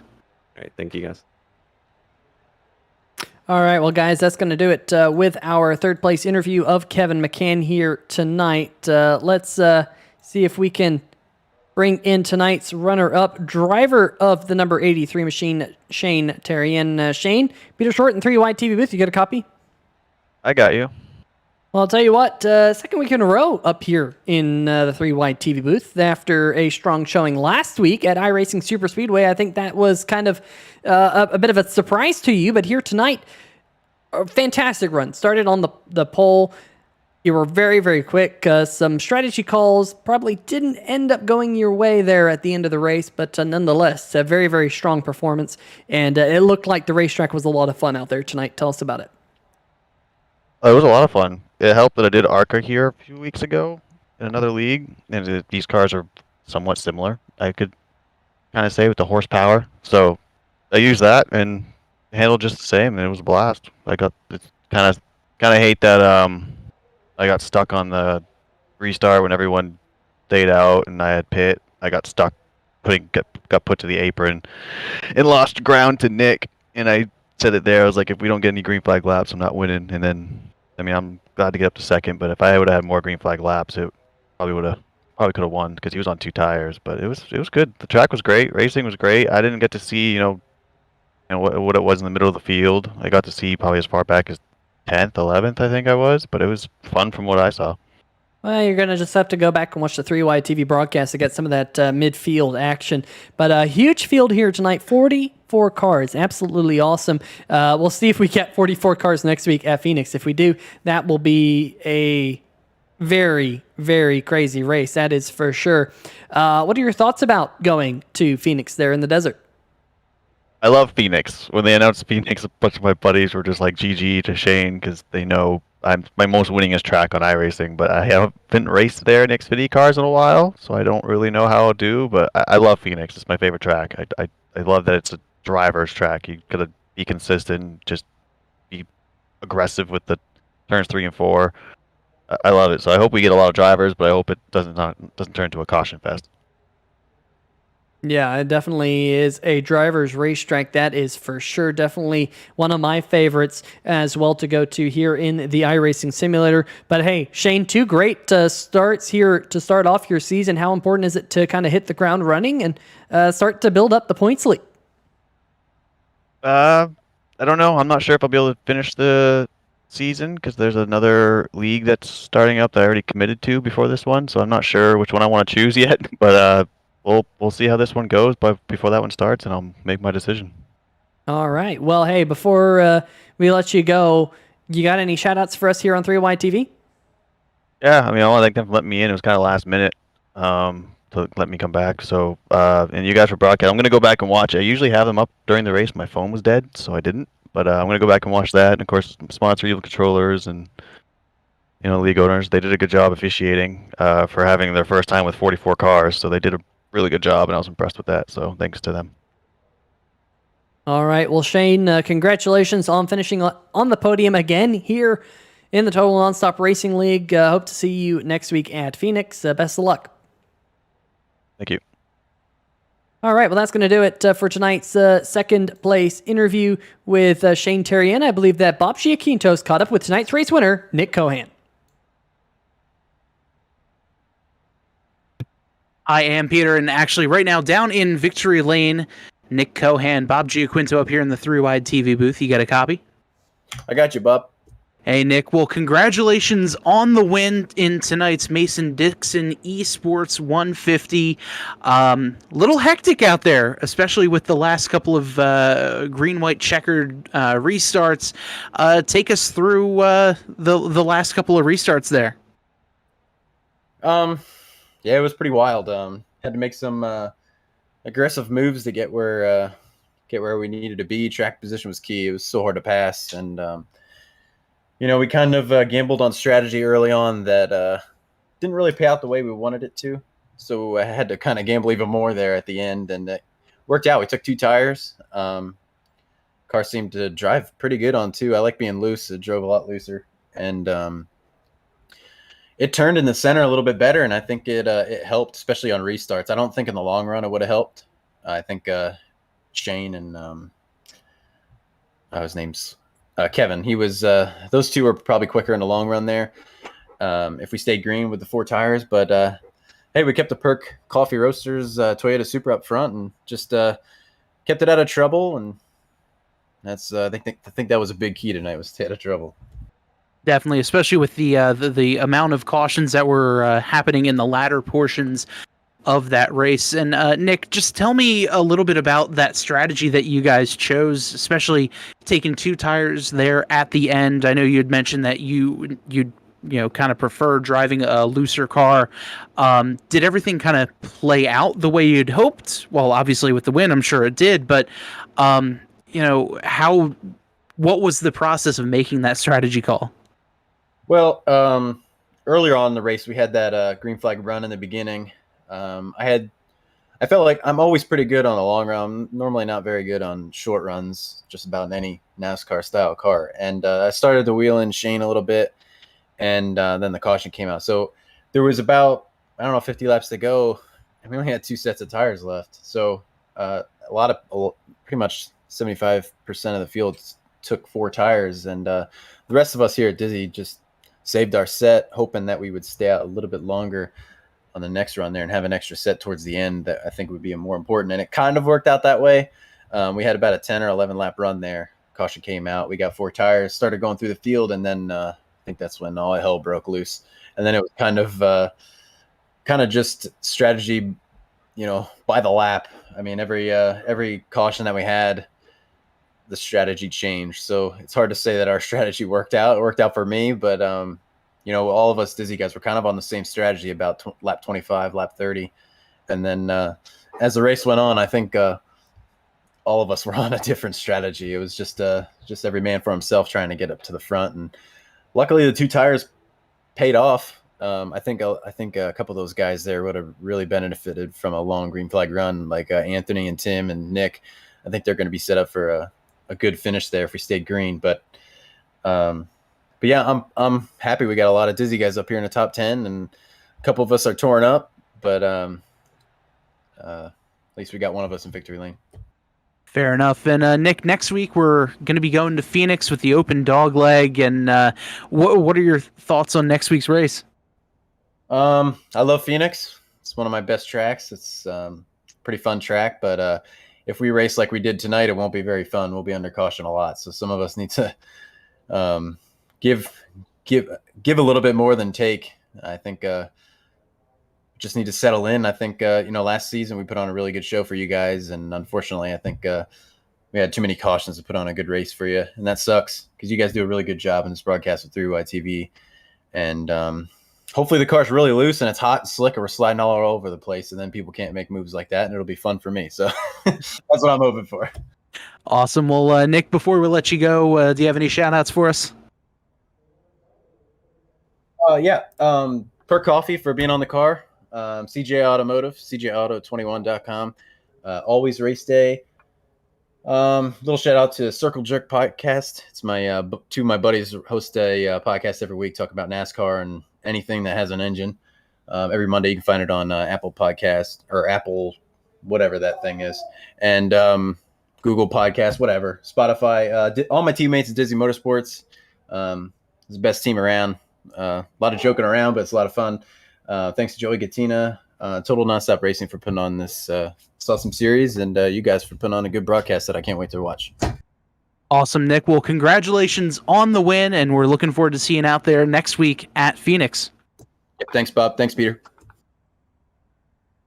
All right, folks, that's going to do it for tonight's Mason Dixon Esports 150 winner here in the Thornton Graphix Grand National Series season here in the Total Nonstop Racing League. Let's see if we can kind of kill the ticker up at the top of the screen and go through tonight's final race results for each and every one of you back at home. It was definitely a strong night for the few drivers who were up at the front at the end of the show, as Nick Cohan takes home the win here tonight. Definitely not the Fast Lane Racing League. I'll have to figure out where that graphic comes from. There we go. Let's. They were on at the start of the show here tonight on 3YTV as well. There we go. Nope, they're still there. Oh well, I'll get it figured out, folks, for next week. Nick Cohan taking home the win. Shane Terrian coming home in second. Kevin McCann in third. We just had a word with our top three. James Dorello finished in the fourth position here tonight. In the number 13 machine. Great run for him. Anthony DeBarro coming home in fifth here tonight. Sixth place, Robert Kenney. Great recovery for him. Tim Johnston finishing in seventh. Nick Chambrone in the eighth position. Gained 16 spots from the start of the race. Ben Izenga in ninth. And in 10th position, we have the number one of Jason Gracia. Started 27th, finishing in 10th. But that is not the biggest mover of the race, Bob, because the next car right back behind him was the biggest mover of the race. Yeah, biggest mover of the race. Austin Grover is going to be finishing in 11th. Shibby Shack Dash for Cash winner Tony Lucarelli in 12th. Shane Ewing, Brian McCann, Stephen Dosiak Jr., Gail Brooks, Garrett Gleason is the car that was in 17th, but Tristan Maher is the driver there. He finished in 17th. John Borst in the 000 in 18th. Mike Floppy Tellier, good recovery for him after wrecking out on lap number 1, finishing 19th. And Derek Cook is going to round out the top 20.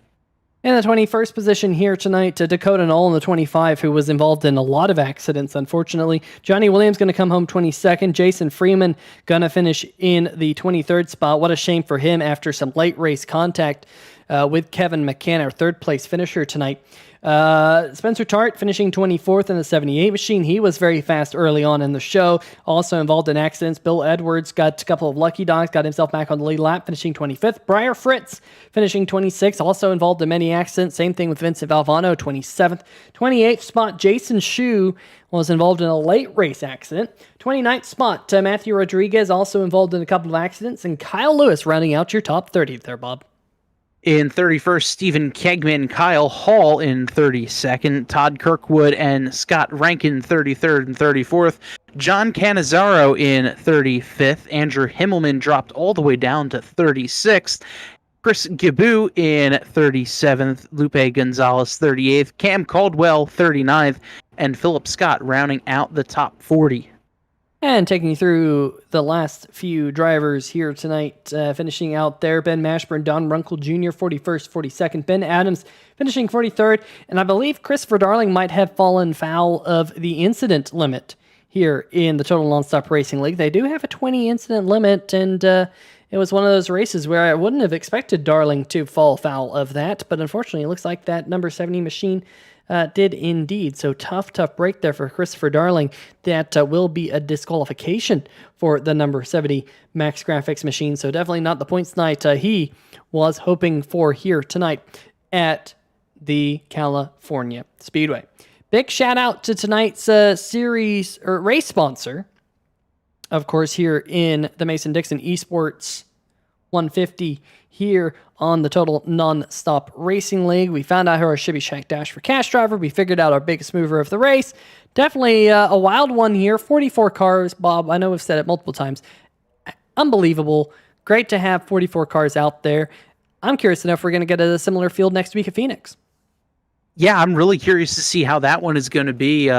I'll be sure to tune into that one here on 3Wide TV because I'll be up on vacation up in Maine. So that'll be a really fun race to watch. And man, I'm really looking forward to Phoenix next week. That is definitely the case. Well, Bob, have a great vacation.